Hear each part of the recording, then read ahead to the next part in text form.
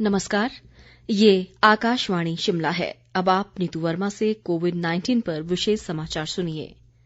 Covid मरीजों की संख्या फिर से बढ़ रही है, इसलिए श्रोताओं से अपील है कि कोई भी कोताही न बरतें, सुरक्षा उपायों का पालन करें और 45 वर्ष से ऊपर के सभी लोग बेहिचक टीका लगवाएं।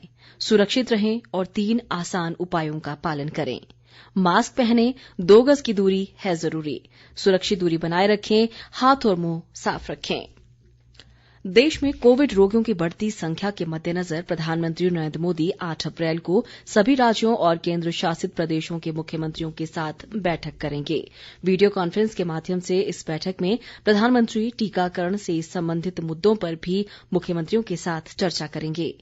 कोरोना महामारी फैलने के बाद से प्रधानमंत्री ने मुख्यमंत्रियों के साथ नियमित रूप से बातचीत करके समय समय पर स्थिति का जायजा लिया है। उन्होंने इस संबंध में मुख्यमंत्रियों से जानकारियां हासिल की हैं और उपयोगी सुझाव भी दिए हैं।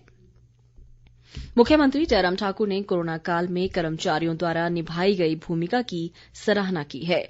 उन्होंने मंडी जिले के नेरचौक में हिमाचल गैर राजपत्रित कर्मचारी फेडरेशन द्वारा आयोजित अभिनंदन समारोह को संबोधित करते हुए कहा कि प्रदेश के कर्मचारियों व पेंशनरों की सभी जायज मांगों को पूरा किया जाएगा।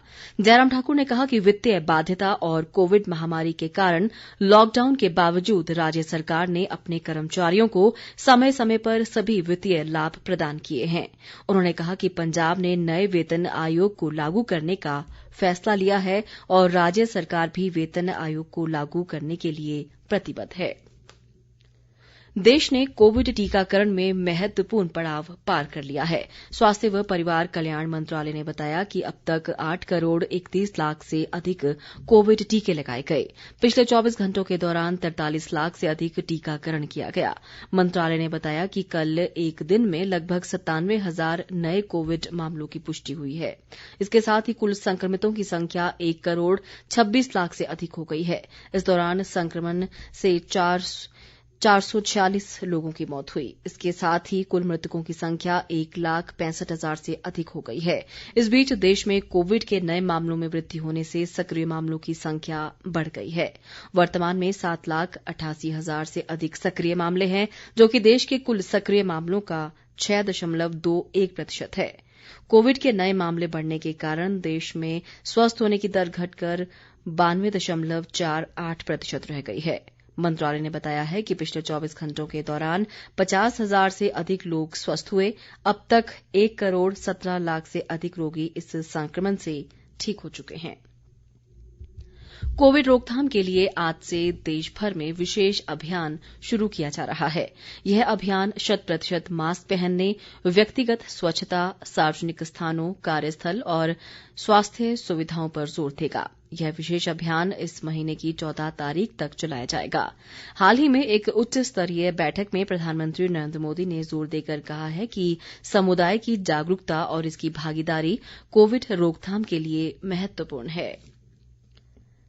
स्वास्थ्य मंत्रालय ने नए दिशा निर्देश जारी कर कहा है कि टीका लगवाने से वास्तव में छूट गए स्वास्थ्य कर्मियों और अग्रिम पंक्ति के कर्मियों के लिए पंजीकरण सुविधा केवल सरकारी कोविड टीकाकरण केंद्र पर उपलब्ध होगी। केंद्रीय स्वास्थ्य सचिव राजेश भूषण ने इस संबंध में सभी राज्यों और केंद्र शासित प्रदेशों के स्वास्थ्य सचिवों को पत्र लिखा है। इसमें कहा गया है कि 18 से 44 वर्ष की आयु के स्वास्थ्य कर्मियों और अग्रिम पंक्ति के कर्मियों को टीकाकरण केंद्र पर पंजीकरण करवाने के लिए अपेक्षित दस्तावेज जमा कराना अनिवार्य होगा। प्रदेश के 4 नगर निगमों सहित 6 नगर पंचायतों और शिमला जिले के टूटू व चौपाल और मंडी जिले के धर्मपुर ब्लॉक में प्रधान पद के लिए कल 7 अप्रैल को मतदान होगा। राज्य निर्वाचन आयोग ने सभी स्थानों पर स्वतंत्र, निष्पक्ष और शांतिपूर्ण मतदान करवाने के लिए सभी तैयारियां पूरी कर ली हैं। चुनाव प्रक्रिया के दौरान कोविड-19 से बचाव को लेकर भी इंतजाम किए गए हैं। मतदान सुबह 8 बजे से शाम 4 बजे तक होगा और इसके बाद 1 घंटे तक कोरोना संक्रमित मरीज भी अपने मताधिकार का प्रयोग कर सकेंगे। इसी के साथ ये समाचार बुलेटिन समाप्त हुआ। नमस्कार।